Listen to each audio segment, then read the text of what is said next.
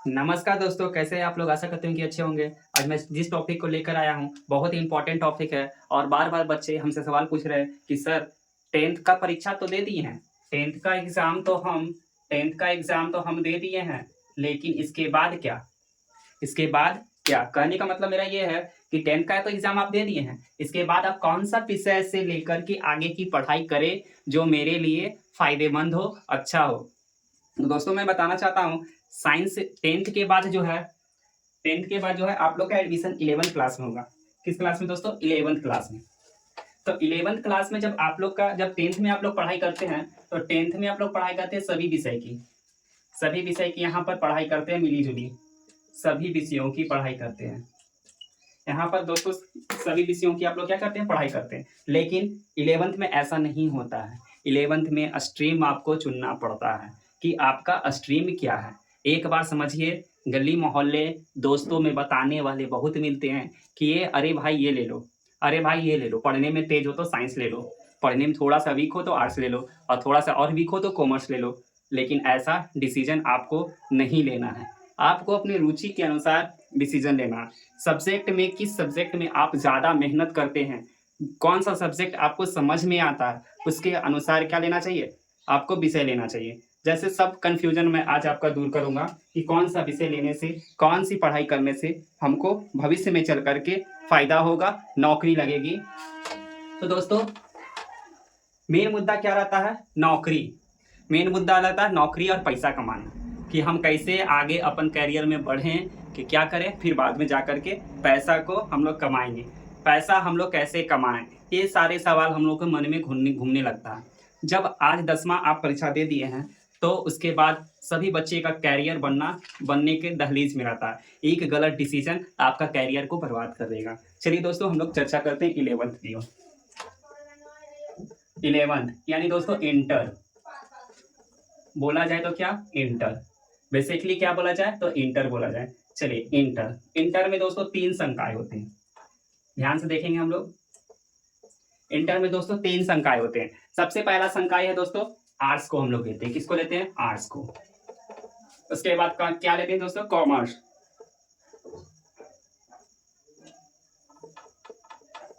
उसके बाद सबसे लास्ट में हम लोग लेते हैं दोस्तों साइंस को। चलिए दोस्तों इसके सबसे लास्ट में लेते हैं, किसको लेते हैं? साइंस को लेते हैं। चलिए तो सबसे पहले हम लोग आर्ट्स की बात करेंगे, कॉमर्स की बात करेंगे और साइंस की बात करेंगे। आर्ट्स में आप लोग आर्ट्स अगर लीजिएगा तो इसका क्या फील्ड है, क्या बेनिफिट है, कौन सा नौकरी इसमें लगने की संभावना है, क्या कर सकते हैं इसमें आगे चल के, भविष्य कैसे बनेगा, ये सारे विषयों पर, सारे टॉपिक पर इस पे बात करेंगे। सबसे पहले है आर्ट्स। तो आर्ट्स में दोस्तों आप लोग जो स्टूडेंट आर्ट्स लेके पढ़ते हैं वो या तो गवर्नमेंट जॉब के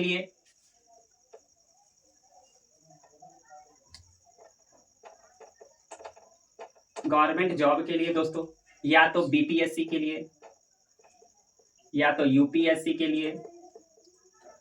इससे दोस्तों बीपीएससी यूपीएससी क्लियर होगा और या तो बीए करेंगे हम लोग, आगे चल के क्या करेंगे? बीए। ये सामान्य प्रशासन की कैटेगरी है।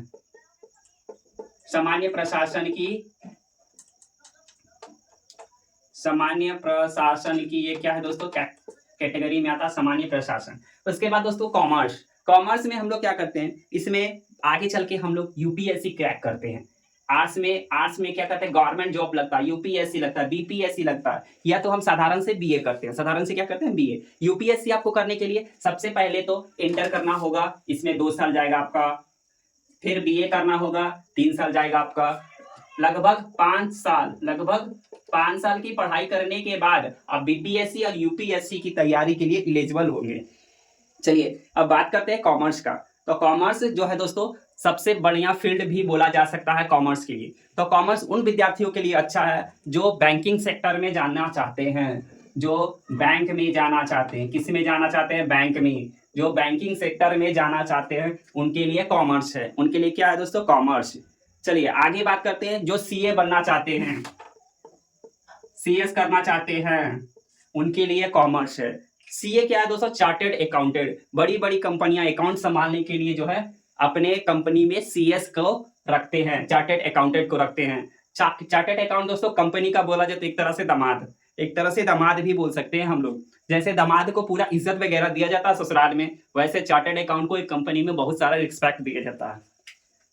उसके बाद दोस्तों बीकॉम करेंगे, या तो बीकॉम कर सकते हैं हम लोग, या क्या कर सकते हैं एम कॉम कर सकते हैं। इससे बीकॉम कर सकते हैं या तो एम कॉम कर सकते हैं। अब बात आता है दोस्तों साइंस की। सबसे लास्ट में हम लोग किसकी बात करेंगे, साइंस की। तो साइंस से हम लोग दोस्तों क्या बन सकते हैं, जिसको मेडिकल क्षेत्र में जाना है, जिसको किस क्षेत्र में जाना है,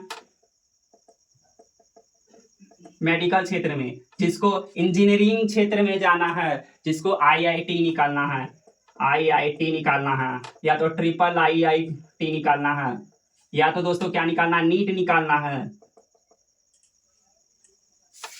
किसी को नीट निकालना है। तो ये सारे सेक्टर में साइंस लेकर के हम लोग पढ़ाई करते हैं, साइंस लेकर के पढ़ाई करते हैं। किसी व्यक्ति को साइंटिस्ट बनना है तो ये सारे विषय में क्या करेंगे, साइंस लेकर के हम पढ़ाई करें। साइंस में भी दोस्तों दो कैटेगरी है, एक बायो से होता है, एक मैथ से होता है। मेडिकल क्षेत्र में आपको फिजिक्स केमिस्ट्री और बी लगता है बायोलॉजी, फिजिक्स केमिस्ट्री और बायोलॉजी पढ़ना अनिवार्य है। और आईआईटी क्षेत्र में आपको पीसीएम लगता है, यानी physics chemistry math, physics chemistry math लगता है। जो बड़े बड़े सॉफ्टवेयर इंजीनियर होते हैं वो आपको दोस्तों यहीं से आते हैं, जो बड़े बड़े कंपनियां में सॉफ्टवेयर इंजीनियर बनते हैं वो इसी से आते हैं, साइंस सेक्टर से। और पीसीएम से क्या आते हैं दोस्तों, जो पैरा मेडिकल होते हैं, मेडिकल क्षेत्र में एमबीबीएस जो बनते हैं वो किससे आते हैं, मेडिकल क्षेत्र यानी साइंस से ही पढ़ करके आते हैं। फिर आप लोग इसमें तो दोस्तों साइंस में और क्या बन सकते हैं, साइंस में कृषि से संबंधित जो भी पढ़ाई होती है दोस्तों वो साइंस से ही आ जाती है। चलिए, तो इतना सारा सेक्टर हम आपको बताए हैं जो साइंस और कॉमर्स और आर्ट्स से लेकर के रिलेटेड है। दोस्तों मेन मुद्दा यहाँ पर ये नहीं है कि किस सेक्टर में हमको जाना चाहिए, ये आईआईटीएन वाले भी यूपीएससी भर सकते हैं और नीट वाले भी यूपीएससी बीपीएससी यूपीएससी क्रैक कर सकते हैं। आईआईटी जो है दुनिया लेवल का, दुनिया में सबसे टफ एग्जाम अगर बोला जाता है तो कौन सा है, आईआईटी का है। सबसे टफ जो है एग्जाम किसका है दोस्तों, आईआईटी का है। जिसको हिस्ट्री से रुचि है, जिसको हिस्ट्री में रुचि है, भूगोल में रुचि है, वो क्या ले सकता है, वो आर्ट्स ले सकता है।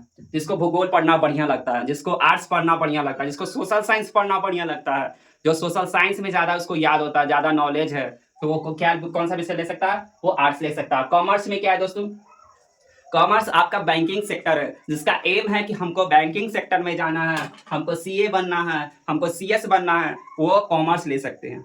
जिसका सपना नहीं मैं साइंटिस्ट बनूंगा, मैं मेडिकल क्षेत्र में जाऊंगा, मैं आईआईटी निकालूंगा, वो क्या कर सकते हैं दोस्तों, साइंस लेकर के पढ़ सकते हैं।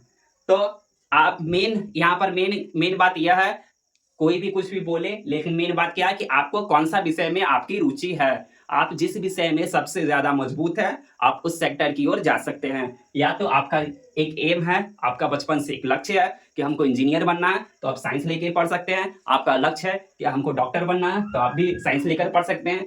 या आपका लक्ष्य है कि हमको बैंकिंग सेक्टर में जाना है तो कॉमर्स लेके पढ़ सकते हैं। या आपका लक्ष्य है कि हमको बीपीएससी यूपीएससी रैंकिंग वाला पोस्ट वाला नौकरी चाहिए, गवर्नमेंट जॉब चाहिए, तो आप आर्ट्स लेकर के पढ़ सकते हैं। यही सब बातें हैं दोस्तों। और अपनी रुचि के, मैं कहूंगा, मेरी एक लास्ट बात है, मैं कहूंगा अपनी रुचि के अनुसार ही सब्जेक्ट को चुने, अपनी रुचि के अनुसार ही सब्जेक्ट को चुने। वीडियो बहुत सारे हैं यूट्यूब पर जो फलना टिमका जो भी बात बता देंगे, आप उनके अनुसार मत जाए। मेरा एक ही सजेशन है कि आप अपने रुचि के अनुसार जाए, या तो आपका कुछ एम है तो आप एम के अनुसार जाए। धन्यवाद दोस्तों। अगर वीडियो अच्छा लगा हो तो चैनल को सब्सक्राइब, लाइक और कमेंट शेयर जरूर करें। धन्यवाद।